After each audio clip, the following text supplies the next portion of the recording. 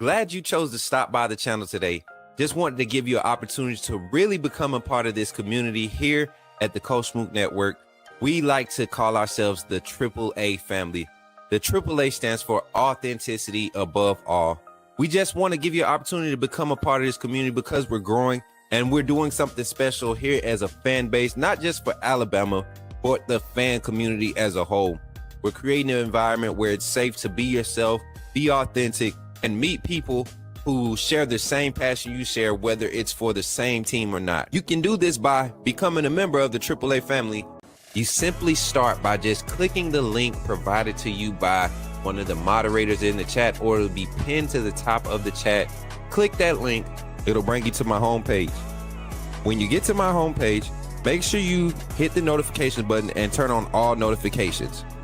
Understand that there are multiple ways to support the channel, and each level has its perks. You can go through and read each perk. As we continue to grow, new perks will be added to each level. One thing we would like to highlight that all AAA members are greatly appreciated. It does not go unnoticed that you have taken time and hard-earned money to support this channel.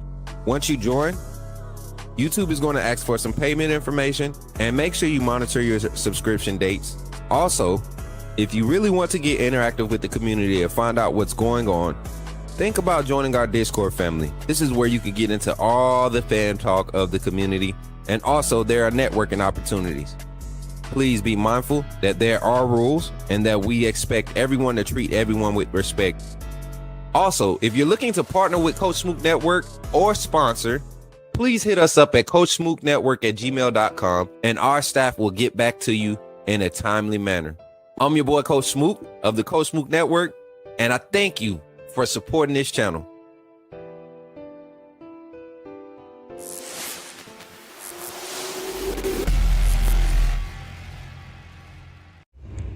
Remember, when you see me in the streets, holler at me. Say, put me in the game, Coach Smook. Put me in the game, Coach Smook. Put me in the game, Coach Smook. Like, share, subscribe. You know we keep it live. Put me in the game, Coach Smook. Put me in the game, Coach Smook. Put me in the game, Coach Smook. Put me in the game, Coach Smook. Put me in the game, Coach Smook. Put me in the game, Coach Smook. Put me in the game, Coach Smook. Put me in the game, Coach Smook. Like, share, subscribe. You know we keep it live.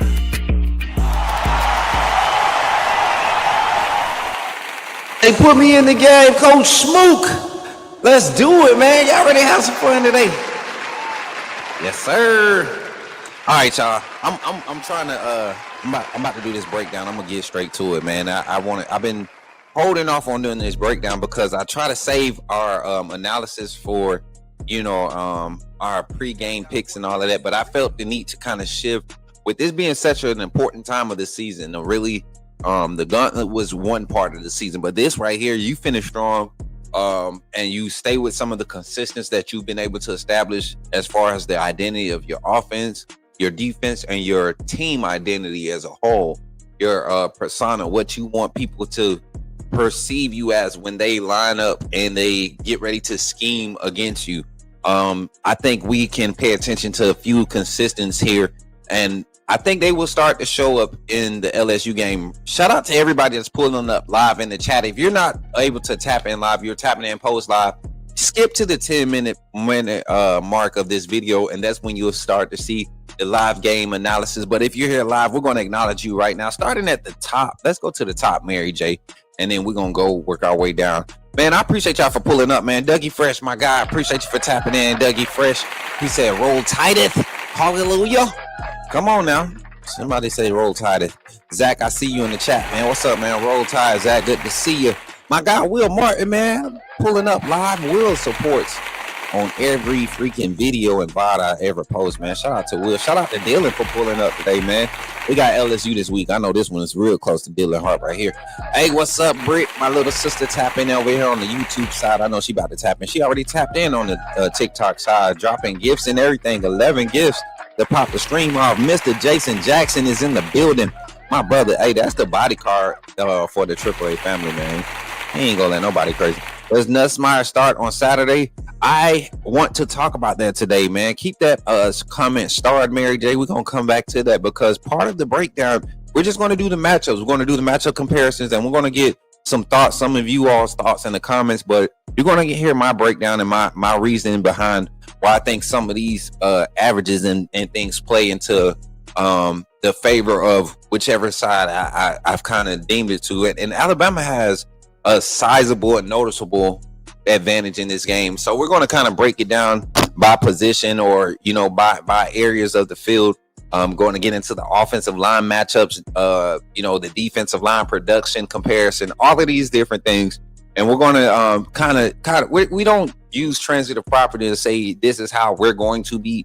We just try to use how similar schemes look against LSU, right? And it's not a lot of the extensive run schemes that they have not seen that. Vanderbilt was able to move the ball effectively in their run game, wasn't explosive. You saw how that game played out. Vanderbilt played a tough game against LSU and was able to come away with that victory. You see how we handled Vanderbilt. We was able to control time of possession. LSU has not been able to do that against anybody. I made another point earlier this morning, just giving you all a few hot points and keys to think about as we break this game down. What's happening in the chat over there, Sully over there on YouTube? See you, brother. What's up, Melvin? I see you down there, man. Good to see y'all, man. Roll Tide. Hey, E Streaks over there on TikTok. I see you. Appreciate you for the love. Appreciate y'all for the love, everybody. Y'all continue to like and share as you come in. Make sure y'all share the stream, man. A lot of people will look forward to these type of breakdowns. They get tired of the opinionated stuff. I'm going to bring some numbers. I'm going to bring some things to think about and give you some places to reference. We've been having an issue with screen share on StreamYard. It's been causing us to kind of lag. If y'all haven't been paying attention to some of the clips, we get laggy when we're doing screen share. So what we're going to try to do as we continue to utilize our resources, we're going to start trying to get graphics made up for the segments when we do these breakdowns here to kind of reference, and it'll give us a smoother flow. But for today, we're going to just kind of have a B-roll going, man. All the action shots from the Alabama games of this season, from week 1 all the way up until now, you'll see them flashing through. That doesn't necessarily mean we're talking about that person or that personnel group. We're just allowing y'all to have a little something on the screen for a little flair, if y'all know what I mean. You know what I'm saying? So let's get into the show, man. Let's get into it. Let's get into the conversation. We're here at the 9-minute and 50-second mark. Look at how we looking and moving, Mary J. We doing good. Mary J is back in action, y'all. I promise you, when we get that first contract, I promise you, I know who getting that first check cut. Y'all, it ain't no question about it. And say what you want, man. Mary J does so much for this network, and her dedication is definitely appreciated. And just like a lot of you all with your all support, man, I can't wait till we cross over into that next era of the Coach Smook Network and the next era in this industry. And we're really housing and employing people in this network that really want to help this network grow and want to help this brand grow past, the college athletics coverage and entertainment that you see. We got some community action stuff that we're doing. We did our, myself and my girlfriend, we did our Fed the Homeless a couple weeks ago on behalf and partnership with Revelation Baptist Church in Montgomery, Alabama. So it was an awesome opportunity, and that's things that we want to continue to build on. Those are small seeds that we're sowing, because there's a lot of areas in our immediate surroundings where we all live at that we can affect. And I would like to partner and help and be a part of that affecting that change. And I don't care if it's on a mustard seed level.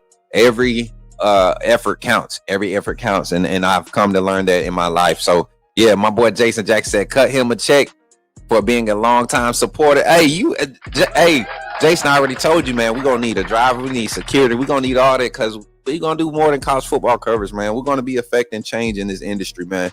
I'm really up for the test. It get hard too, chat. It get hard, but I'm not going to get into that. We here to break down Alabama versus LSU. Let's get into the conversation here on the Coach Smook Network. If you're ready to get into it, somebody chat. Type it in the chat.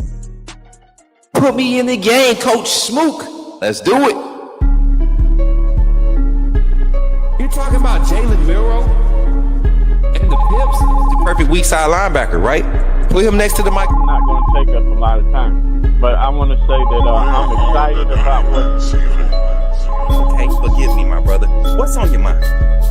Oh, I'm good. I'm just still start for all the other content creators now that we have this mega star back in our presence. Get to it, man. Let's get into this conversation. I'm gonna make this a little bit bigger here, for the viewers here. We got a little space in the film room, y'all. Gonna update that for y'all. Let me see how that look on the TikTok side of things. Okay, that looks better. All right, man. I appreciate y'all for being in here again, and thank y'all for. Don't forget, come in, like, share, subscribe. Make sure y'all are hitting that like button on YouTube. We hit another like goal again this morning. On the live of 25 plus likes, so I appreciate y'all for that. Now let's get into this Alabama versus LSU, the matchups. Let's start at the hot topic, man. Alabama, we know who's going to go out if barring anything catastrophic between now and Saturday's kickoff at 2:30 noon Central Standard Time in Tuscaloosa, Alabama. We know who's going to be under center taking the snaps for Alabama. Ty Simpson. Let's highlight Ty Simpson's stats right now. I'm gonna pull them. I'm not gonna share them in the screen. I'm gonna just read them off to y'all. I got my references back here. We're gonna actually put these references, start putting them in the description, Mary J. Remind me to do that post stream. But Ty Simpson so far in the season in 8 games, 177 of 261 for a total of 67.8% completion percentage, close to a 70% completion percentage. Something that is awesome. Looking at the amount of top 50 ranked defenses, passing defensive efficient schemes that we've played and opponents that we've played, to have that with only 20 touchdowns and only 1 interception is a tale in itself. The 2,184 passing yards on his way in the next 4 games, could hit that 3K mark just like I predicted. I predicted Ty Simpson 31 to 3,500 yard passing regular season, and that postseason extension, you can expect him to put about 6. Postseason for passing, the passing game always slows down. You see in the postseason, the pass game becomes more of a opportunistic, explosive type of a situation. So you don't see those crazy 400, 300 passing yard type of numbers in the postseason. So I expect Ty season to eclipse 3,500. Being that I expect the Alabama Crimson Tide, to move on to that national championship.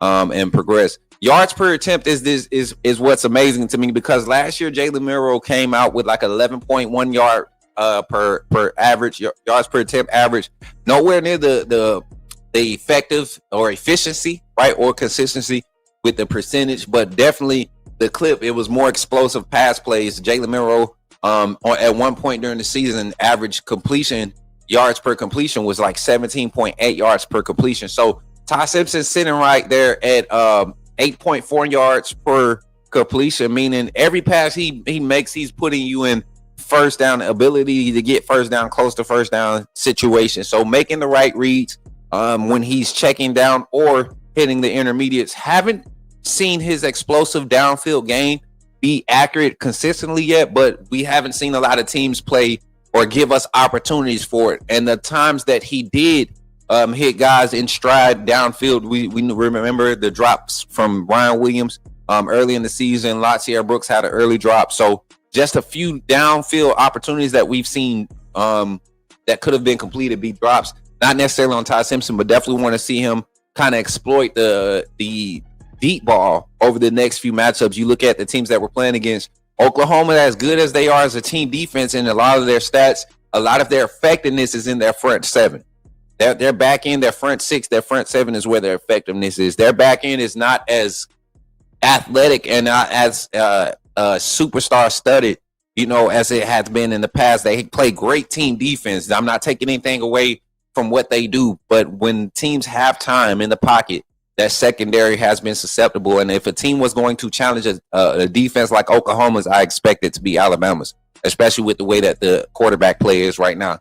Ty Simpson also QB rating of 162.6 right now. That's fourth in the country right now through 8 games. 273 yards a game. Not crazy wild numbers like we saw from Bryce Young through his first 8 games, his first year starting. But these are crazy numbers when you're talking about how he's taking care of the ball and how effective he has been in the passing game. But I also want to highlight something else about Ty Simpson. Ty Simpson in the run game. Has converted, and we're talking about I don't care about the yardage. I'm talking about how he has utilized his legs in key moments, right? He's taken a total of let me look at how many sacks he's given up or he's taken this season. I think it's like 12 or 13 sacks total this season that we have given up. Let me see. Sacks. If I could get Zach in the back in the green room to help out, I forgot to get the sack numbers, Zach. See if you can help me find the total sack numbers for Alabama, Zach. I'm sorry, y'all. I thought I had everything pulled up right here. But I was talking about how effective he's been and more assertive he's been in creating positive plays instead of hanging around and being indecisive behind the line of scrimmage trying to create plays and ending up having negative plays. I think Ty Simpson has learned a lot from week 1 at Florida State when there were opportunities for him to be effective in the run game and press the pocket while scrambling outside the pocket pressing the line of scrimmage while scrambling outside the pocket.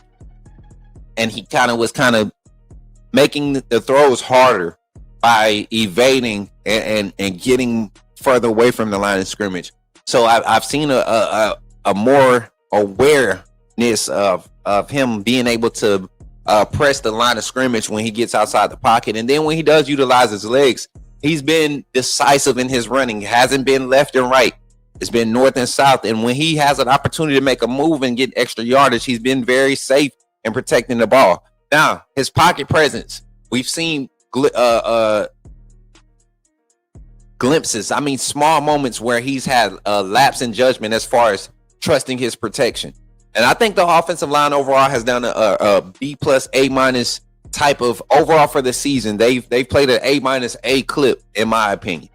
And even when they've had opportunities, when they've had pressures, they've rebounded effectively and created lanes for Ty Simpson to kind of escape and evade the pocket. So his awareness and his growth this season throughout the first 8 games is something we haven't seen since probably Mac Jones being able to get his first year as the full-time starter. So I'm excited to see him against compared to Nussmeier, Garrett Nussmeier. Let's go pull up Garrett Nussmeier's stats real quick. I got to type it in. I guess I closed it out. Here we go. Here we go, chat. I want to get the here we go, sports reference. Sportsreference.com has accurate stats. I always compare them to what we see on CBS, but they give a few more metric stats that I like to reference. Let's go to game logs here. 2025.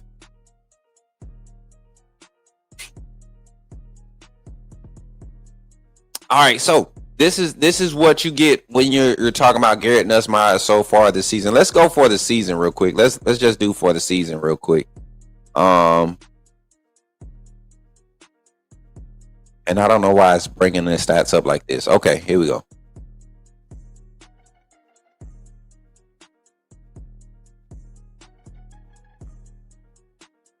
Okay, on the season, thus far this season, Garrett Nussmeier is currently 176 to 267, so really accurate, as far as completion percentage. He's showcasing closer to that 70%, 65.9% on the season, right? Has struggled, though, to really find an effective downfield passing game.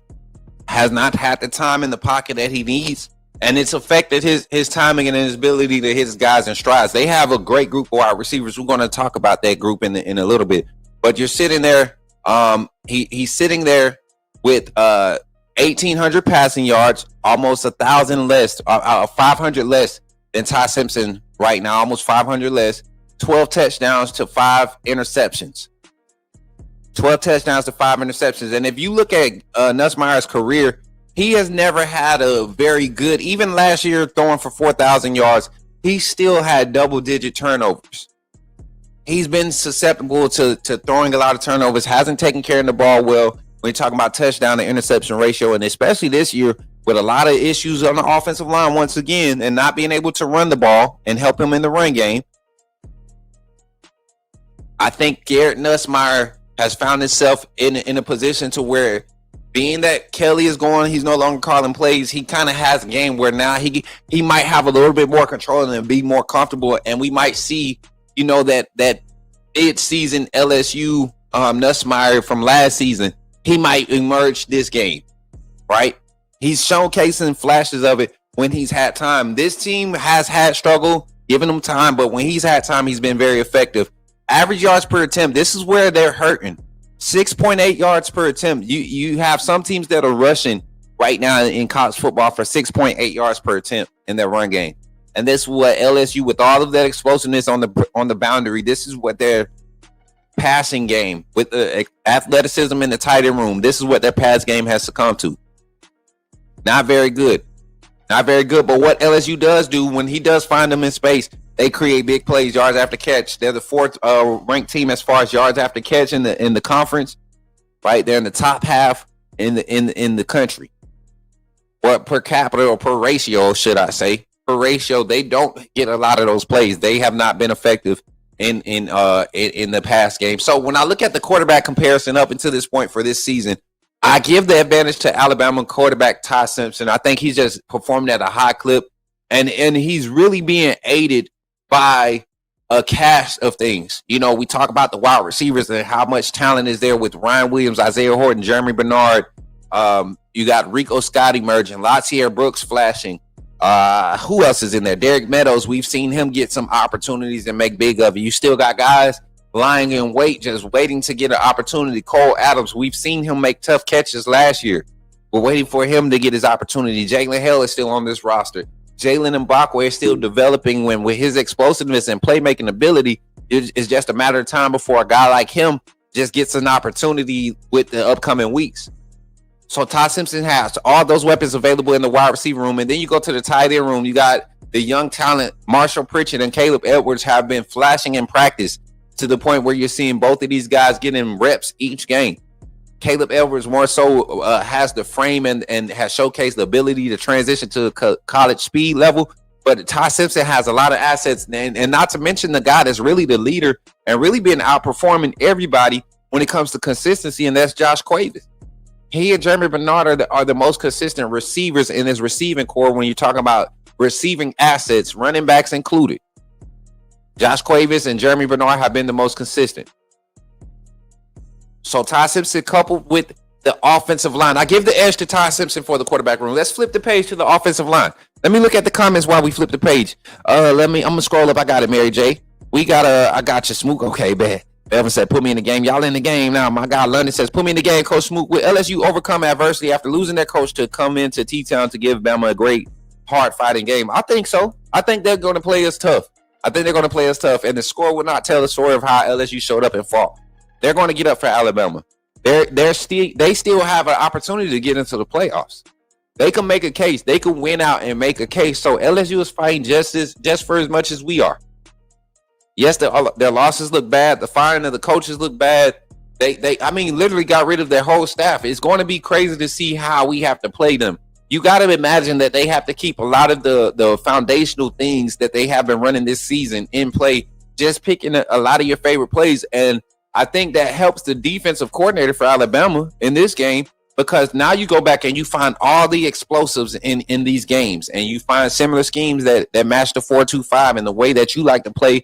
The style of blitz packages that you like to send that gave their offensive line problems. One thing's consistent. You can change plays up and get your favorite play calls, but if you got offensive linemen struggling to hold up in pass protection, that's going to be a consistent. We've seen that be a season-long woe for even national championship teams. So don't expect too much change. You might see a little razzle-dazzle, a couple eye candy type things, but I expect this game to be handled decisively by Alabama, especially with the fact that we're playing at home. So good comment, good question. Appreciate you for tapping in, man. That's my guy, London. Ty's consistent deep ball needs work, albeit there's been drops. I haven't seen him be consistent in that sense. He came in the Chattanooga game, but I'd rather him be better in the intermediate game, 100%, because a lot of teams, and that's a great point, Dougie. A lot of teams are not going to give up the the deep pass to Alabama with assets like with Ryan Williams streaking across the middle of the field. Safeties want to be able to keep him in front of them. Now they're getting glimpses of Lacier Brooks. They're seeing Isaiah Horton be effective in right there, the intermediate. So safeties are going to play soft against Alabama. And honestly, if we play against teams we saw, I want to say Missouri kind of leaned on that philosophy. We're going to make you pass the ball to beat us. I think Missouri leaned on that philosophy, and it worked to our advantage to the point where it opened up the run game in the clutch moments where we needed. The last 2 drives to see that type of run production, you're talking about 6.1 yards per carry on one drive and then another 4.2 on another drive to end the game with a 3.54 yard per carry average. And I keep telling y'all that what's the target number? If you've been watching, if you've been paying attention, Coach Smook has been trying to put y'all on game. We're talking about the numbers that matter, not the overall total number, but what's the number that matters, chat? That yard per carry average. Come on now. Y'all know. What's up, everybody? I see you over there on Madison. I see you over there on Twitch. If y'all tapping in on Twitch, make sure you drop a comment. I want to know you're watching. And Facebook got reactions too. My guy Rico Mitchell reacted on Facebook. He said, Madison said, how's your day going? My day's going good. Roll Tide. What's good, Smook? Hope all is up. What's good, Mike Jones? Good to see you, my guy. J Penny, Todd throws a very flat ball with a lot of zip. He's doing that on deep shots too. Harder for a receiver to catch up to it as opposed to running under it. And we've seen that consistent on top, but I think it's because there's a difference in how he layers his corner ball, but which has been beautiful to me when he has an angle type throw rather than trying to line it up the seam and keep it away from the safety. You look at some of the coverage and some of the guys that he's played against the last 5 games, you're talking about first round, second round type style talent in the secondary. And you're already trying to play, you're trying to be, 4 concept, 3 concept over top with a hover safety playing 15, 17 yards after the snap downfield. You don't want to hang the ball too much in some of those situations. Now, let's think about it. Just like you say that, though, where he's throwing those seam balls kind of flat with more zip. Look at the ones where he's laid it over top of safety coverage and guys have dropped it. I mean, not many. We've seen Ryan Williams drop 3 of them, 4 of them, honestly. Ryan Williams has all the deep ball drops. If we could find a way, I love his deep crossers to Jeremy Bernard. I love his deep crosser to Lacier Brooks, how he layers that and kind of drops it in the bucket. Those 20+ type crossers are considered deep passes too. The seams, the verticals, those are where we're seeing some inconsistencies. But I think he could clean it up against a LSU defense that has been susceptible to the deep ball. They've been very susceptible to it, and they have not been able to combat it with a pass rush. And I think our offensive line is definitely in line. We're going to talk about that. We're going to get a few more comments in. I got the numbers in the mod chat for the sack stats, Coach. All right, Zach, if you want to, man, Mary J, can you put that link to the green room for Zach in there? Because he might be able to load him up in there. Let me get the mod chat pulled up because this is perfect. Okay, bet that's for Alabama. So, and Zach, I need the one for LSU too, because we're getting into our offensive line comparison in this next half of this segment right here. And I'm not going to put it on screen. I just need it big so we can have it right there. Shout out to everybody on TikTok too, man. TikTok, can y'all help your boy get some algorithm? The algorithm gets kind of crazy when I'm not acknowledging y'all. So tap the screen for you, boy. Let's get up to 3K likes on this stream. 3K likes to get us too. So what's good? What's good, Nate? Good to see you over there. Good to see Britt over there too. I see y'all holding it down. My girl's holding it down over there on TikTok. My mods, my TikTok mods, big homie. I don't know if you over there, but if you is, what's up, big homie? Be right back. Okay, back. I got you, Mary J. All right, so we got Bama by 50. Bama by 50. All right, man. What's good? Joseph Davidson didn't see you this morning, man. Wish you would have been here. I had some good conversation about the college football playoff, man. Some crazy stuff we were able to find out and explore this morning. So good conversation, man. You missed out, but you can go back and watch. I'll be seeing your reactions and then your thoughts, man. I appreciate your support there, Joseph, and everybody tapping in on every platform. We appreciate you. That's Twitter, TikTok, YouTube, Twitch, Kick, and Facebook. I appreciate y'all. So let's get into the conversation. We're talking matchups. Alabama here, chatting with Coach Smook. The matchups matter. Bama versus LSU. When I get down to it and I think about it, I look at where we are and how we've come from last season in the offensive line room.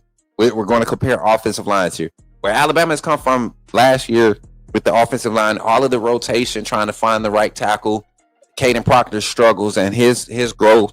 Geno Vandermark coming in, having to play some meaningful snaps and trying to become, accustomed to the way that the football is played in the SEC. Getting his conditioning there, getting his strength up. Same thing with Parker Brailsford, adjusting to trying to play against bigger guys in the league. This wasn't the best potion. Bringing in a brand new scheme, new offensive line coach that's new to the scheme, also getting some language barriers breaking down or established, right? Some communication things established, and you kind of saw the offensive line transition from last year being young, talented, inexperienced offensive linemen coming together, figuring it out on the fly, to now being a fly in this freaking room, and now being an offensive line that's rated the best in the country, and the stats prove it. The amount of pressure is given up on the Alabama quarterbacks right now in the game is averaged out to 4.3 per game. That's pressures, and we're not talking about sacks. And the sack average has been cut to 2.1 since week 1, where we gave up 4 sacks. The most sacks given up this season has been 4 sacks twice. So this offensive line is doing exactly what it needs to do now. Everybody gets in there in cahoots and complains about the run game not being explosive. We're not even averaging 100 yards rushing per game. We know what the status was of this running back room. We saw how the level of lack of inexperience in the running back room affected how the run game looked, because you saw the same play calls in the run game be called when Jan Miller was out. They were called once he was back in the game, once he was back available. And you saw the effectiveness and what that meant for a team with an experienced running back. Jan Miller has enough carries under his belt at this point in his career where you expect the type of production that he was able to create for the Alabama Crimson Tide. So let's talk about the O-line. The O-line matchup. It's looking good for Alabama in all the offensive categories with just how consistent we have been. Alabama right now is the number 30th ranked overall offense in the country. And I want to kind of add to this. I think if you look at statistically what they've done, a lot of the stats teams that's ranked in front of them are padded because of their schedule. You look at the defenses that Alabama has played, the ranked opponents that we have played in the offensive production. Yes, there is a contrast between the first and second half explosiveness, right? But as far as production and staying consistent on your averages, Alabama is the only team being consistent on their averages outside of Ohio State, Oregon, Indiana, Texas A&M, and I think Texas Tech. Texas Tech. You're talking about other teams that are ranked, and if you look at the schedule and how everything is portrayed, I don't see Oregon playing a top 50 defense week in and week out. I don't see this. Same for Ohio State, same for Texas Tech, especially Texas Tech. So right now, Alabama's consistencies and their ability to maintain their averages in both phases, run and pass game, have a lot of credit. We have to credit it to the offensive line. And so let's just talk about the PFF scores. We're talking about the across the line of scrimmage, right? We're factoring in all 7 offensive linemen that have had 50 or more snaps this season. We've actually had 8 offensive linemen play 50 or more snaps this season. Right now, the average PFF score for Alabama's offensive line, including the Florida State game, surprisingly, is a 74. A 74. You've had, that's in PFF score ranges. If you want to put it on a grade school scale of A, B, C, D, E, F, right? I mean, A, B, C, D, E. I mean, A, B, C, D, F, right? Get it right. Slow down. A 74 is basically like a B plus. And you're saying, like, you got to think, we're talking about an average. So you got a true freshman out there that's played more 50 plus snaps this season. He's getting close to that 100 snap, and it's showing with his effectiveness. And some of his weaknesses are starting to show too. And he's growing from those weaknesses week by week. Every snap he's getting out there in live reps. Then you look at the right guard, Jaden Roberts and Geno Vandermark. Both of these guys, Jaden Roberts averaging out at 76 PFF score right now. Geno Roberts at 72. Right? Jaden Roberts is one of your higher rated guards coming out of one of your higher rated offensive linemen coming out that's eligible coming out in this draft. Then you shot over to Parker Brailsford, the number 1 rated center in the country right now. His effectiveness. Parker Brailsford has not allowed a sack this season. Over 300 snaps, has not allowed a sack. So great numbers, y'all. Great numbers. Let's keep moving along. Cam Dewberry. Just come in, transition in the offseason, and has been a plug-and-play type of player. Fits the scheme schematically, was the right build. Talking about a 6'7" frame, the 6'6", 350 frame, 340 frame. Can move, athletic out in space, can get a hat on a body in space. So you're dealing with some first team, second team, all SEC type rated guys coming in, and then Caden Proctor, the guy that just blossomed. He has blossomed. He's answered the call. Come on, man. Give it up for Caden Proctor. And shout out to my guy, Antonio Snell, for tapping in on TikTok, dropping the 10 gifts, man. The 10 goats over there on TikTok. Appreciate you. All right, Mary J, appreciate you. So the offensive line matchup, I look at just the personnel difference, and I look at LSU's offensive line, and they're struggling. Let's talk about some of the guys. They have some talent there. That when you look at the names on paper, I don't even know who's showing up this week, because word on the street is LSU football depth chart. Word on the street is they might have a few injuries coming into this weekend, and that scares me from a standpoint of you don't know what young guys waiting to spark. And Alabama's going to get every team's A game. But if you have 2 offensive linemen show up for LSU, their offense looks totally different. We're talking about the redshirt sophomore, Tyree Adams, has had problems. The left tackle, he has had, problems. 71 is struggling, and when they have to rotate guys, when they have to get Cohen Eccles out there, or they rotate their right tackle over there, and they bring in the I believe it's DJ Chester, the sophomore. They have a sophomore and a freshman that they've been putting in the fire. They don't look good, man. Their center has struggled. They've had a lot of penalties up front. You got to think Brian Denny's going to be rocking. But when you look at just names on paper, names that just pop off, they don't have anybody right now that says, I can stop LT Overton, James Smith, Kelby Collins, Keon Keeley, Quay Russaw, Yanzi Pierre. My fault, Quay Russaw's not back this week. I'm thinking about next week. Yanzi Pierre. Just that group in itself, from the interior, Tim Keenan, Edric Hill, the push that they've been getting. The run game has not been effective for LSU. So what are they going to do, chat? What are they going to do, AAA family? The offensive line has a lot of questions to answer, and they have struggled with 6-man pressures. Garrett Nesmeyer on pressures, completion percentage is at 41%. Y'all remember we highlighted Ty Simpson. I think it was 67.8% completion percentage, or 71% completion percentage against pressures right now for Ty Simpson. There's a decisive difference in that, and a lot of times you're seeing Garrett Nesmeyer. I don't know if Zach got the number for us, but we're talking about 17 sacks on Garrett Nussmeier right now for 128 total yards. He's getting the ball out, but he's not completing those passes. The completion percentage, the way that they're having to check the ball down and not able to run the ball, they're not giving them time. Now, the total sacks on Alabama for the season is 15, right?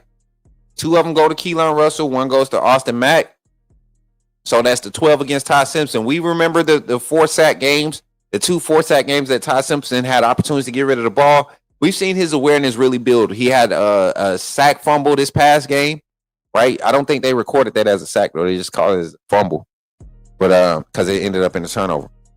So this game is going to be key for the offensive line to maintain their efficiency by creating space for Ty Simpson. And I don't know if Weeks is going to be 100%, but if they're going to count on him to kind of spy and mirror and give him as an asset to mirror Ty Simpson with his effectiveness with his legs, then I think that puts them in a dilemma and puts them in a bind in their pass coverage, pass containment, because Ty Simpson will manipulate that secondary with his eyes. I see it, Zach. I see it. Appreciate you for that. Y'all give it up for Zach doing his mod duties, man. And if we got, listen, we're not gatekeeping when it comes to supporting the Coach Smook Network. I promise you. If you want to seriously support, or if you're an aspiring content creator, you want to learn more, about how I do this. I'm not saying my way is the way, but the way I do it interests you, jump in the Discord, become a moderator, sit in on some of the meetings that we have. Things that I say to everybody is not for everybody in the meeting, but or that we talk about is not for everybody, but you never know what might spark your interest, and you might have a conversation and be able to sit in on some things. So that they have some questions to answer. I got some questions in the chat. Jason just asked me, I haven't heard anything, man. Is Perkins really sitting out? If so, that's good. That's good for our offense. That's good for our offensive line. He's truly their best defensive player. We know that. We saw him as a freshman wreak havoc. He's been wreaking havoc for LSU for what, 3-4 years now? It's been 3 years, or has it been 4 years? I think he's a junior this year.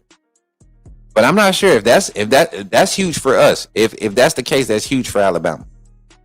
I truly believe that. Definitely got LSU QB lower on yards, plus 4 interceptions, and over on pass attempts. Thank me later. Positive for pass attempts. Okay, Blunt, I get you. I was trying to get snaps. Coach, do you think the staff limits Rousseau snaps? I don't think they utilize them this week. I don't think there's a need for them with the way that LSU's O-line is struggling. And this kind of leads to my advantage. I give Alabama the advantage in this part too. They're going to say I got SEC, I got Bama bias, whatever. But turn the film on. That's what I asked you to do. Anybody that's opposed to, I'm not saying Alabama can't lose. The sky can't come falling and come crashing down and we have a bad game like we played against FSU. I'm not saying that can't happen. But based off of what we've been able to witness and watch in real time, I think Alabama's offensive line is getting better weekly. LSU's offensive line is struggling weekly to the point where Garrett Nussmeier isn't the only person you have to consider as a quarterback option. LSU's offensive line has been playing at such a bad rate that they have gone to their backup quarterback. I didn't discuss it in the quarterback situation because I wanted to use it to this point. If the offensive line is playing that bad to where you need a guy that's a little bit more mobile to move the pocket and kind of give your offense a chance to get downfield passing attempts, on a consistent basis, and you need somebody to be effective in the run game because your running backs aren't really being effective, right? You bring in a guy like Michael Van Buren, and he's not going to be a threat in the pass game. So now you're allowing Alabama's, effective tackling safeties to play in the box. You're crowding the offensive line that's already struggling, right? They're missing more reads. So I think Alabama's been testing all facets of seeing different pressures, different looks with crowded all seven-man fronts or 7-man crowded mug looks on the offensive line, on the line of scrimmage. So I look at it, man. This LSU offensive line has a lot to deal with when they're coming against this defense that's starting to really surge and become a lot more aggressive. Advantage Alabama. Let's talk about Alabama's running back room, the run game, Alabama's run game offense versus LSU's run defense. All right, Alabama's run game. Let me go pull these stats up real quick. We got time, y'all. We got about 30 more minutes on the segment. Alabama's run game has not been the best statistically. You've seen, and I'm just going to go overall stats. I don't care to get in the individuals of it. We have the individuals up, but I want to talk about the run stats. Everybody has been kind of worried about the rushing in Alabama's run game. I want you all to know that Alabama is with the limited amount of attempts and the quote unquote lack of run game production, right? This team is still on pace for 1,000-yard total rushing, right? If Jam Miller doesn't miss the first 3 weeks of the season, his yards per carry average and how Alabama has been able to run the ball with him would definitely have him right at that 700-yard mark with the amount of carries he would have. Because you got to think he's only played 5 games and he's averaging 4 yards a carry, 80 attempts in 5 games. That's roughly 20 attempts a game. You add another 3 games to that, that's another 60 attempts with that same average. 60 times 4, that's 240 yards. You're talking about almost 600 yards in 8 games. And we're talking about keeping the same ratio of carries being handed off amongst this running back room. The comment says LSU's O-line has actually struggled against 3-man fronts this season. I don't know how this translates to this game. And you highlight some. I was going to wait for the defensive side, so we're going to revisit that. I was going to give that to the advantage of our defensive line and LSU's defensive line. I'm gonna put a bookmark in that one, Mary J. So I'm gonna start that one. But the run game. Are you frozen, Mary J? What we got going on? Matchups matter. Alabama. I think she might be frozen, y'all. I'm gonna type up this banner real quick.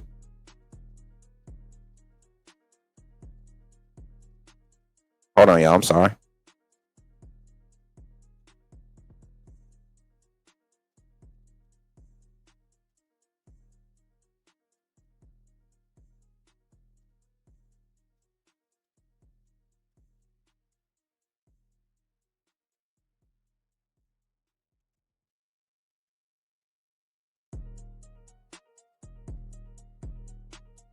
Hopefully this looks right, chat. Okay, that looked good. All right, bet. I was making sure that the fun and everything was good. So, get back to the averages. You look at Kevin Riley. Kind of took the lead role as Jam Miller was coming back from injury. With his 47 attempts, 181 total yards. He's at a 3.9 yard per carry average, 4 yard per carry average, yards per carry average. No rushing touchdowns, but been effective in the pass game. We'll talk about that too once we get to the receiving comparisons. Jeremy Bernard has been effective in the run game, surprisingly, with the amount of yards he's been producing with his limited amount of extension of the run game touches. Look at Daniel Hill coming on as of late, has now crossed that 20 attempt mark, and he's right there at the 3.87 yard per carry average clip right now. Richard Young, we've kind of seen him fade away in the depth chart, and that's mainly your run game there. You've seen Jeremy Bernard be an asset to it. Ty Simpson hasn't been a threat in the run game, but has been effective. I told you he's converted on 8 first down runs. He's converted on when he's had to either run outside the pocket or there's been a tush push. He's been able to convert on 8 of those. So you look at how many times we're asking him to convert a first down to put us in winning position with his legs, put us in convert a first down. We can count on Ty Simpson to do that. He does it once a game, and that's kept us in winning position. So I like where we're at right now in the run game. LSU, on the other hand, let's talk about LSU's run game. LSU doesn't really have an explosive run game. We've seen them throughout the season have moments where you expect them to be able to expose the other team's weaknesses as far as containing the run game. We look at their numbers right now, and we're going to align it per attempts. You have Caden Durham, 79 attempts right now, 378 yards, 4.8 yards per carry, and a lot of that was against subpar defenses. Southeastern Louisiana, a lot of his stats came from.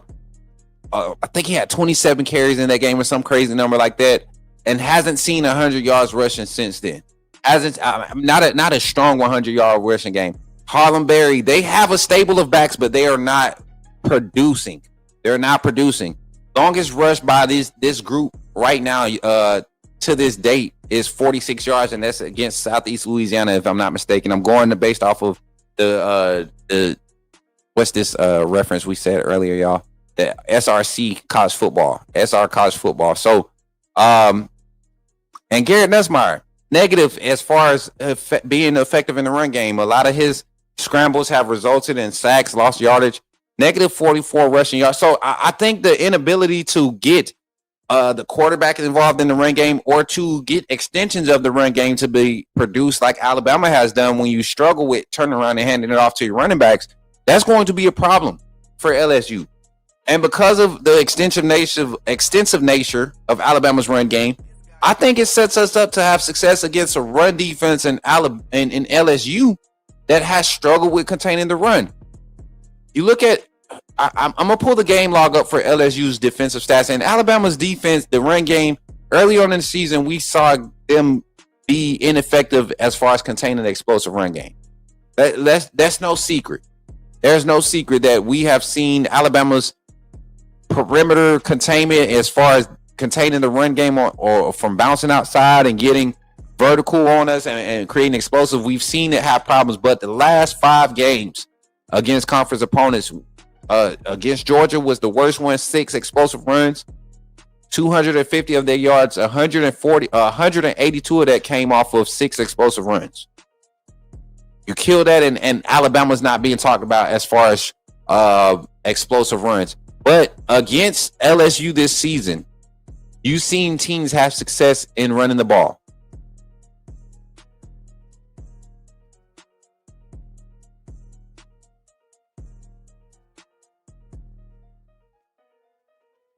All right, here we go.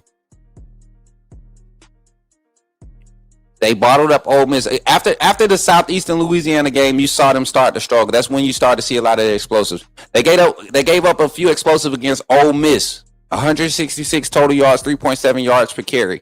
Right? That's what they gave up. Against South Carolina, 193 yards, 4.3 yards per carry. 2 explosive runs in that game. One was by Lenore Sellers. They lost that game. They won that game, though. Vanderbilt, they lost that game. 239 total rushing yards. Cedric Alexander was the feature back in that game, and he showed out. Against Texas A&M last week, y'all saw what Texas A&M, Marcel Reed, and that stable backs, Ruben Owens, those guys, they were able to get 5.6 yards per carry. This LSU defense is reeling right now. Let's talk about Alabama's split with their yards per carry average up until this point against in the season.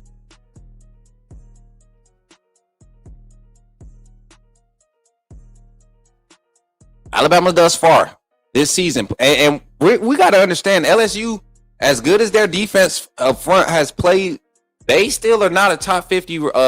They're still a top 50 rated defense with the struggles on the back end. They play good enough up front to be a top 50 rated defensive efficiency rated team. So we're not going up against a slouch defense, but when we talk about opportunistic and being able to do certain things over the past few weeks, we're missing some of their key players. And I don't think Weeks coming back to 100%. If they're without Perkins, if they're without their defensive tackle, they're going to be in trouble. There's going to be opportunities for Alabama to exploit their run game deficiency. So Alabama against Missouri, total yards rushing. Let me make sure I'm looking at it right. Against Missouri. And I'm going to open this up a little bit. I got to expand this side so we see that a lot better. All right, now we go. All right, Alabama against Missouri, rushing wise, 125 total yards.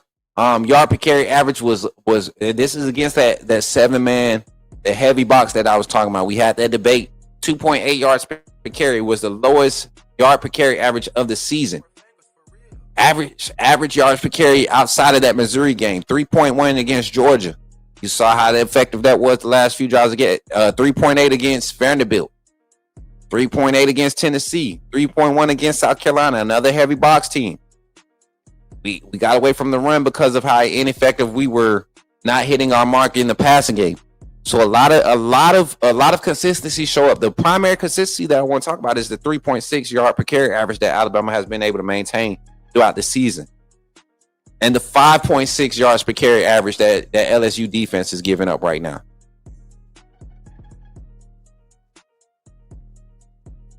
No, my fault. 3.9. I'm looking. So if LSU allows us to stick to our average, if they allow us to stay within our wheelhouse of what we do, if they look at the trend of what they've been giving up over the past 3 weeks to Vanderbilt, Texas A&M, South Carolina, average of 5.1, 4.3, 5.3, 5.6. You're talking about a 4.1 yard average per game. You're allowing Alabama to exceed their average. I give the run advantage to Alabama's run game. Let's flip the script. Let's talk about Alabama's run defense, Bama run defense versus LSU's run game. We just highlighted LSU's run numbers, right?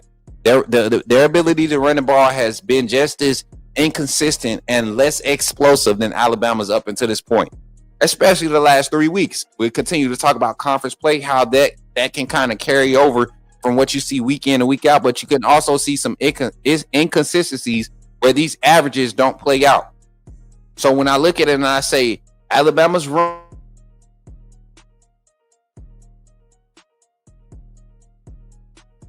defense, the Georgia game was not performing at a clip that was acceptable or could say that it was championship opponent worthy. You get what I'm saying? Or championship contention worthy. I said opponent worthy, but championship contention worthy. All right. Up until that Georgia game, Alabama had been giving up a 5-point yard. Wait. I'm sorry. I'm looking at the wrong one. That's the passing. And I can't see this because this doggone weird ad is in the way. Is it out the way now?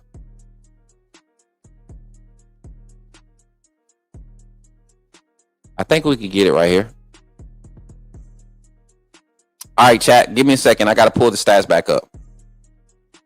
I need team stats here.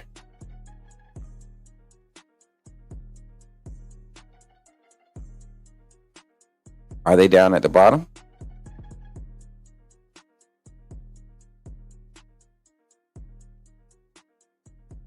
I just had them. Hold on. All right, here we go. Let's see if it's in game logs. Team stats. Let's do team stats right there. That's what we should have clicked right there. I'm overlooking it. If it was a snake, it would have bit me, chat. Pulling up our stats. And if anybody want to, if you want to support by getting us these little visuals and stuff, right? These stat numbers and stuff. Reach out. CoachSmookNetwork@gmail.com. Reach out to us on Instagram, Discord, Twitter. I know I got the blue check, but you can hit me up. Let me know if you want to rock with your boy. All right, opponent game log up until the Georgia game. Alabama was giving up almost a 5-yard per carry clip.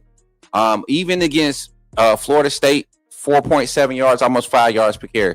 UL Monroe, Wisconsin, we were able to bottle up, help that average out. But against Georgia, 6.9, and then against Vanderbilt, because we was able to shut down after those two explosive runs. You looked at the yard per carry average going into the half. It was at like a 8.6, and then in the second half, we was able to keep them but way below those averages. 6.9 against Vanderbilt. Against Georgia, 7.1 against Vanderbilt, and then against Missouri, a team that was averaging 6.3 yards per carry coming into the game, we held them to 5.8, 28 for 163, and then Tennessee, another team. 5.3 yards per carry. We hold them a yard less to. We're knocking teams off of their average. South Carolina, 3.9, 3 yards per carry. Alabama is knocking team off their averages. So if we're knocking LSU, a team that hasn't been running the ball effectively, off of their average, we're able to knock teams off of their average. LSU right now, run game, average rushing yards per game right now. LSU is 3.8 yards per carry. Knocking them off their average at the rate that Alabama is doing it means basically keeping you to an average of a yard less per carry than what you're used to gaining, which puts this struggling offense that hasn't been able to score over 30 points in any of the conference matchups. They haven't scored 30 points this season. They haven't scored more than 30 points on the road. They've struggled on the road to put up 20 points twice. Ole Miss, they didn't get up 20 points. Against Vanderbilt, they barely crossed that threshold. At home against A&M this past weekend, barely got 20 points. So this offense has no run game right now. It's not effective. Talking about 2.2 yard per carry average against Texas A&M, a team that's on the same clip as far as containing the run game as Alabama. So if Alabama knocks LSU's run game, their run offense off of their average, and holds them to a 2.8 or less clip, this could get ugly. Bama's run defense, the tackling has been better the last few weeks. Single digits missed tackle numbers. Worst game of the season was against Florida State. 11 total missed tackles. Missouri game, 7. Georgia game, 9. Right? So we're getting a better deal of tackling from our linebackers from the front, getting penetration. Tackle for losses has been huge for Alabama. The pressures on the quarterback have forced teams to handing the ball off, and when you do that, we are able to ball up the run game. Now we got you right where we want you. We can send a few more pressures. We can get a little bit more aggressive on our back end coverage. I give the edge run defense, Alabama's run defense versus LSU run game. I give the edge to Alabama's run defense. Now, let's talk about this last part in a whole different aspect. I want to talk about it. I guess it kind of breaks down into two different parts. We'll generalize it, right? Let's look at the passing game. We highlighted Alabama's quarterback room, the running back assets. We talked about the personnel in the locker room, in the wide receiver room, in the tight end room, the personnel available in their receiving core, the explosiveness that you're expecting to see from these guys when they line it up on the field. So I look at it and I say, man, Alabama might have a game this week where they can really showcase the depth of talent in the wide receiver room. Isaiah Horton is coming back from an injury from last game. Hopefully he's 100%. But if not, that means guys like Jalen Hill might have an opportunity this week. Cole Adams, Rico Scott's going to be asked to play in a bigger role if he's not 100%. But all signs lead to him being 100%. Is Isaiah Horton. Brian Williams still, has not been 100% yet, but we've seen him play at a better health clip, and his production has went up. Still got to get those hands on the ball and hold on to that ball, but he's been playing being a lot more effective in run blocking. At least he's trying at this point. Jeremy Bernard, Mr. Consistent, has been the catalyst of that wide receiver room. Josh Cuevas, Caleb Edwards. We've seen Danny Lewis emerge in the tight end room. Yeah, still not 100%, but when he's 100% blocking in pass pro and receiving in the passing game, he's been effective. Hard to bring down with yards after the catch. So got a lot of guys, but I look at LSU's passing game, and they have a quarterback with some experience in Garrett Nussmeier, and we've seen Garrett Nussmeier when he's hot. We've seen him be efficient and explosive in shootouts, but the LSU has a lot of talent in their wide receiver room.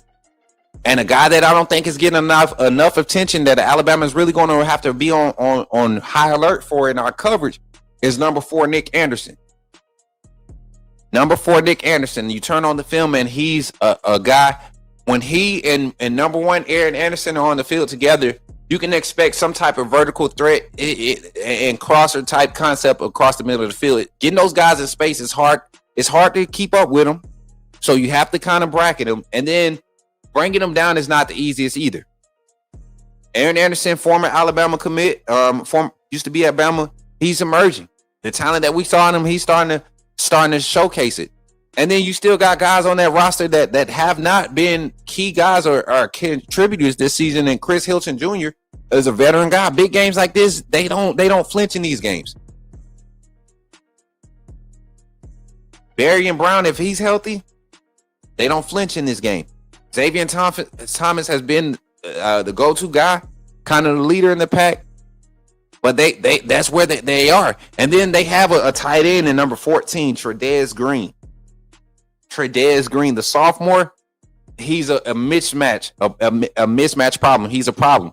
I'm not slighting him by any means. He is a freaking problem. 6'7", 245 pounds, can get vertical. Hometown kid. This game means a lot to him. Alabama was after this young man coming out of high school. This game means a lot to him. And very familiar with Danny Lewis, right? The Louisiana kids have a tight connection. They get recruited together. Them 3-star, 4-star, 5-star kids out of Louisiana. They get recruited heavy. They hang out. They train together. Tredez Green is a dude, man. So we're going to have a matchup. The passing game. Now, when I just look at as far as what's being produced right now, though, what's on paper, there's no question who the advantage goes to. Call me a homer all you want, but there's no question who the advantage goes to. Ty Simpson is the best quarterback in college football right now. He's the best quarterback in college football right now, and he's on the road to a Heisman because it's just like I said. This team would have to do so much by committee that if Ty Simpson was to do his job, it will put him in conversation to be in that Heisman consideration. I didn't think the numbers would match up for Heisman numbers, but the efficiency and what he's doing it against, how he's doing it, the level he's doing it at, I think this will be the game where he will finally go off. And I mean, this is a game where I think we see 185 plus rushing yards, 180 plus rushing yards from our offense, an explosive rushing game. maybe a 75, 85 total from the lead back, another 50 and 40 from the other two backs, or whatever assets you utilize in the run game, however you utilize it, and then a 300 plus passing yard game for Ty Simpson. This is going to be that game where if he can be a part of that run game effectiveness, the impact in the run game, the pass game is going to just open up even more for him because they have struggled on the back end. Explosive passes. LSU right now, they're right there with Alabama, limiting them. But you see the teams that they've had on their roster, on their schedule, their passing efficiency, their passing ratings, they have not seen a team that can really air it out like Alabama, or I don't think they've even seen the offensive line to this point to the caliber of Alabama. And I give LSU credit. Their offense struggles. Their defense comes out and plays big for them. They play big for them, but I don't think you can do that against a team like Alabama this season. You're talking about a struggling Clemson offense. You go out and your offense struggles and your defense gives up 7 points to Louisiana Tech. And then your offense struggles and gives up and plays a horrible you see DJ Lagway play that horrible game. He gives you 5 turnovers that game. Not anything that your defense did special, but your offense struggled and put your defense in those spots. And we saw spots. We saw moments. Southeastern Louisiana. Your pass game started slow. You threw the ball 43 times against Southeast Louisiana. 43 times. Ole Miss, your offense was non-existent. Your pass game was non-existent. South Carolina, your pass game was once again 33 attempts, 20 or 33. You beat up on a South Carolina team at home. You handled business, but you still were not scoring. Still weren't able to really be explosive. Against Vanderbilt, same thing. Vanderbilt outmanned you. They outmanned you at the end of the day. They outplayed you. Texas A&M just totally shut you down. Your 218 passing yards a lot of that came in garbage time. So this passing game, I think the Alabama passing game gets the edge. Now the passing defense, LSU has not been able to contain explosive wide receiver course. Vanderbilt, they exposed them late in that game. South Carolina, we know what their pass game is. Nick Harbert is probably it. They're starting to come along now that they've got past the major part of their schedule. As far as an explosive passing attack, Texas A&M was the team that last week that they faced, and A&M went 12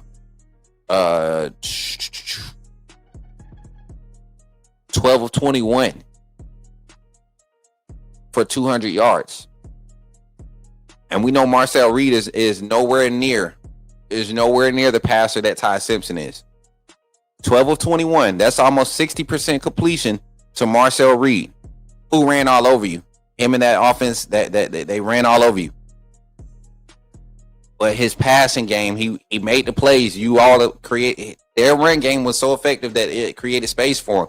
If Alabama can maintain their clip, your average that you're giving up 3.6 or 3.8 yards per carry. Alabama only wants 3.4 to 3.7 to 4.1.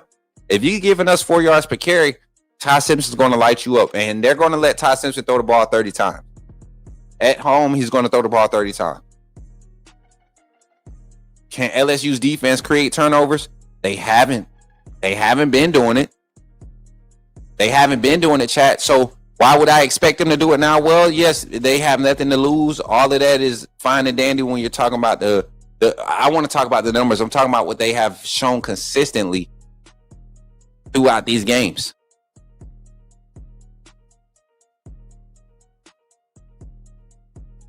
So LSU right now, when it comes to giving up third downs, they're giving up the highest third down percentage, conversion percentage. Oh, the second highest. They're behind Kentucky. LSU's defense is giving up third downs. They're able to get sacks. They're getting home. They're tackling good. They don't have a lot of missed tackles, but they're giving up the third down. So that might be a scheme thing. And with them having someone else calling, DJ Durkin being I guess he's stepping in as the head coach right now, if I'm not mistaken, is he the interim head coach? Still going to maintain. I don't see much changing on the defensive side. So I think Alabama right now, I don't know, man. When it comes to the passing defense, LSU, Alabama, we've seen Alabama create turnovers, man.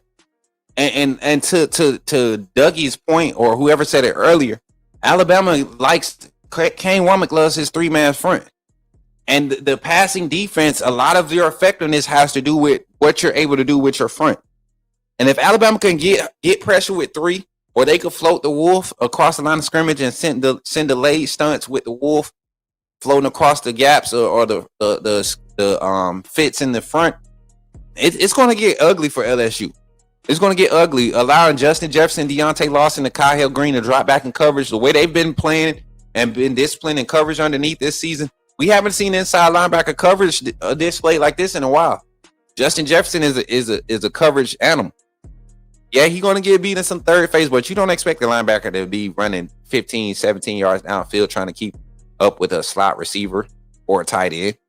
These guys underneath coverage, they're flat awareness in the flats, the awareness for the mid reads, the spy, the containment factor has all been there. LSU doesn't really pose a threat to this point this season to make us get out of a wheelhouse of really playing some base fronts and just winning up front with a 6-man box, a light box, and allowing our DBs to be in space and playing a lot of robber technique over top with your safeties. You might see a lot of triple safety looks with Kirkpatrick being out. You might see Cam Calhoun get in with a lot of slot or overhang type opportunities. Maybe Red Morgan gets to start over Deshaun Jones, and we see a boundary concept or a boundary pairing of Xavier Brown and Dijon Lee. Damani Jackson playing some spot reps in the slot corner spot and on that boundary where he has to help. It's a lot of possibilities with the pass defense if you're able to get pressure with 3. LSU's pass, their front has been able to create some havoc, but it has not resulted in the turnover ratio in the passing game for them, with their defense being able to create turnovers against the pass game. So once again, Alabama, to me, when you line it up on paper, what's been produced across the board, we talk about this matchup. We've talked about it as far as its depth as we can. When we talk about the receiving cores, the guys that's produced, what they've been able to produce, you have not seen LSU put it all together. Could this be the week? We don't know. They haven't done it yet. Could this be the week? It could be. But based off what we have to go with now, Alabama has a sizable advantage in this game. And I'll give y'all my score prediction this Friday on our call-in show, our morning show. I'll give you my scoring prediction, and we'll let y'all know whether we'll be tailgating, providing y'all some on-site, on-campus with Coach Smook type content this weekend, and some late-night call-in segment for the post-game call-in show, or whether we'll be doing it watch party style from the house. So we'll be here. My final thoughts on this Alabama LSU matchup, though, to close it out the right way. I'm gonna go right here to this little infomercial break, and then when we come back, I'm gonna close it out. Chat, y'all ready? We'll be right back here on the Coach Smook Network. Glad you chose to stop by the channel today. Just wanted to give you an opportunity to really become a part of this community here at the Coach Smook Network. We like to call ourselves the AAA family. The AAA stands for authenticity above all. We just want to give you an opportunity to become a part of this community because we're growing and we're doing something special here as a fan base, not just for Alabama, but the fan community as a whole. We're creating an environment where it's safe to be yourself, be authentic, and meet people who share the same passion you share, whether it's for the same team or not. You can do this by becoming a member of the AAA family. You simply start by just clicking the link provided to you by one of the moderators in the chat, or it'll be pinned to the top of the chat. Click that link. It'll bring you to my homepage. When you get to my homepage, make sure you hit the notification button and turn on all notifications. Understand that there are multiple ways to support the channel, and each level has its perks. You can go through and read each perk. As we continue to grow, new perks will be added to each level. One thing we would like to highlight that all AAA members are greatly appreciated. It does not go unnoticed that you have taken time and hard-earned money to support this channel. Once you join, YouTube is going to ask for some payment information, and make sure you monitor your subscription dates. Also, if you really want to get interactive with the community and find out what's going on, think about joining our Discord family. This is where you can get into all the fan talk of the community, and also there are networking opportunities. Please be mindful that there are rules and that we expect everyone to treat everyone with respect. Also, if you're looking to partner with Coach Smook Network or sponsor, please hit us up at coachsmooknetwork@gmail.com, and our staff will get back to you in a timely manner. I'm your boy, Coach Smook of the Coach Smook Network, and I thank you for supporting this channel.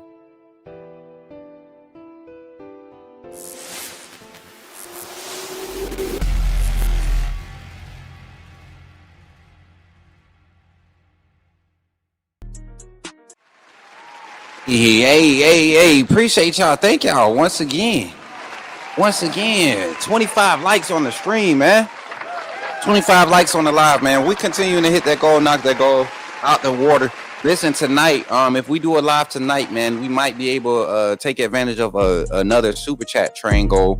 Y'all really helped us analytic wise hit some bonuses this past month with the super chat trains, and I'm not going to ever try to put a bearing on my community to handle us financially, our obligations. You all are going to do whatever you want to do as far as supporting monetarily, and whatever you all do, I believe God will take whatever you give and do exactly what needs to be done with it. So we appreciate you all for supporting the Coach Smook Network here on this Chattin with Coach Smook segment. My final thoughts: Alabama versus LSU. At the end of the day, this Alabama team has shown me that they're getting better week by week. Does the bye week have us in a slump? Maybe. I don't think so. You're at home. You're on the right path. You're dealing with injuries, with guys coming back. You're losing players. Drake Kirkpatrick won't be available this game. You're giving opportunities to young guys who are hungry to step up all over the field. You're seeing just the energy amongst this team, togetherness. And on the other side of things, LSU in the darkness might have some inspiration and nothing to lose. Going to go out there, let it all hang out. Can Alabama's intensity be at the clip to where all the emotions don't even matter? And I think that's where you're going to see the difference in this year's team compared to last year's team. The celebrations have been nice. They have been more together. Not a lot of individualism on this Alabama roster. And you see that on LSU's roster. These guys are so hungry for success and for them to be respected in the national spotlight that they may have an opportunity to get their act together and turn their season around and still finish and make a case for them to be in the college football playoff consideration. Alabama has a chance to solidify their place in the SEC championship game. Being that we win this one, all you have to do is either beat Oklahoma or Auburn and you're in. You win this one, win next week against Oklahoma, you're in the SEC championship. You basically kind of lock yourself in for a playoff berth. Alabama has a lot at stake, and I think they understand what's at stake. This team has a level of focus that I haven't seen from an Alabama team in a few years. So I'm excited to see this thing develop and play out this Saturday. Tap in on the TikTok side here in about an hour. We're going to get our gaming content started right at 3 o'clock Central Standard Time. Tap in. We're going to go from about 3 to about 6:37 p.m. And then tomorrow, we got a special guest tapping in tomorrow morning. We're going to iron out the details. Make sure y'all look out for the notification.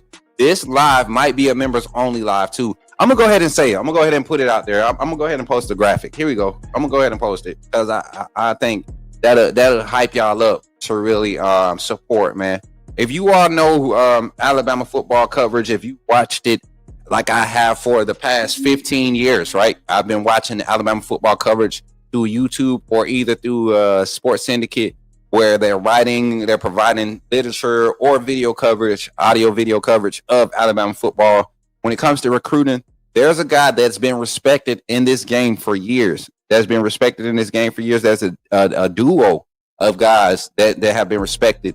And even in my early coming out in this industry, this pairing of guys, we had one run-in or butting of heads where it was like a statement was made from the channel I used to work for.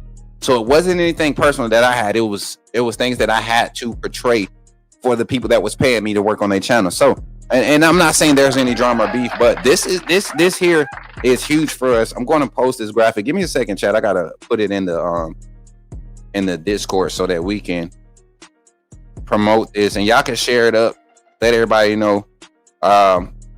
For people that don't think that we don't collab with people, we do collab. We rather collab with quality information, entertainment, people that have a certain professionalism about their presentation. And I'm not saying it got anything to do with your cameras, because I don't have the best equipment. I don't have the top-notch PCs and all that stuff. I don't have the best audio, but it's the intent behind what you do. And I really appreciate guys that put in the work, like these guys, these gentlemen, this gentleman that'll be joining us tomorrow. So I'm putting this in the content chat and in the mod chat. Mods, when y'all see this, y'all, I think y'all will be excited about this too. I don't know why my phone all of a sudden want to move slow.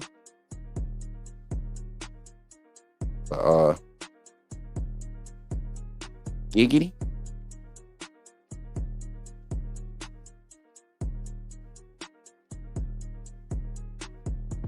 All right, there we go.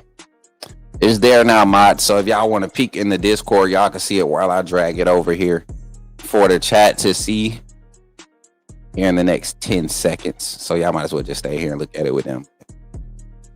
Y'all, shout out to my guy for reaching out to I reached out to him over the summer, and we were supposed to collab a couple times throughout the postseason.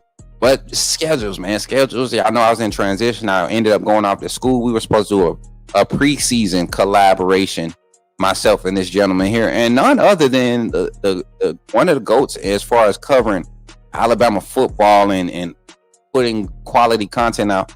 Myself and Jimmy Stein of Locked On Bama. Jimmy Stein of Locked On Bama. Y'all know the voice. He'll be over here on the Coach Smook Network kicking it with us. I know y'all, some of y'all, listen, I'm not going to get into it. I know y'all saw him on Alabama versus College Football. There was something, whatever, however that happened. But we're going to have him here, and we have a little bit deeper conversation, because a lot of the ways that I approach recruiting and covering recruiting, right? I learned young ways listening to this gentleman here. I learned a lot when I was younger, listening to this gentleman here, and just him being one of the primary sources that I utilized before I jumped into this industry and started being able to get access and be thrown into different circles to be privy to information when it came to recruiting coverage. I leaned on Jimmy Stein. I leaned on the guys that used to be at Bama 247, or what it was. What was the other one? Bama SI. I forget the other one. And TDA, Stephen A and the guys, Stephen M and the guys over there at TDA. I still rock with their content. Justin doing a great job in covering recruiting. You know, we kind of running in the same lane right now with the way we do it. So I don't get to watch as much, because of the type of editing and stuff that we're seeing, the production and the quality of production that the programs, these networks are producing, these channels are producing. It's quality, man. And that's what I want to push in front of all of the BS fire coach fan talk channels and stuff. Get people educated on what's really going on. And that I truly think that affects their outlook and how they support the team and what they say publicly, right? I don't care about troll accounts, none of that. I don't care to have not one troll account sub to my channel, none of that. I don't care. It don't do me. It's not fun for me to talk to somebody that's scared to reveal their identity and share their opinions in a respectable fashion, where they're indifferent or agreeable. You get what I'm saying? So shout out to Jimmy Stein and that Locked On Bama crew, man. They do some quality work, and y'all know we've had my brother Mick. He's going to be making another visit through here soon. Looking at some "I told you so" moments. You know, little brother Smook told you so, big bro, and he's going to have some fun with that conversation, because y'all know Mick is going to be a pessimist by nature when it comes to his scripts and ties. So I expect that conversation to be fun. And then we're going to be reconnecting with some old personalities, y'all. We cleared the air on a few past relationships. Y'all know we've been very public and authentic about the content creators that we want to deal with. But we're going to clear the air. We're going to clear the air publicly, and it's going to benefit the community as a whole, because this is what y'all need to see. And I need y'all to understand, when we have like indifferences and quote unquote beef on social media, it's literally just social media crap. I promise you, ain't nobody pulling up on Coach Smook. I promise you. I promise you, ain't nobody pulling up on Coach Smook. No, it's not even a thought. It's fun. It's all in fun. It can't get out of hand with difference of opinions, but y'all gonna be surprised at this next collab we're gonna do before the end of the season. And I think some of y'all been trolling about it, but it's gonna happen. It's gonna happen, and when it happens, it's gonna happen. So I appreciate y'all for being here and supporting your boy here on the Coach Smook Network. And remember, when you see me in the streets, holla at me. They say put me in the game, Coach Smook. I appreciate y'all for the likes, all the shares, everybody, all the supporters, all of our sponsors. We appreciate you.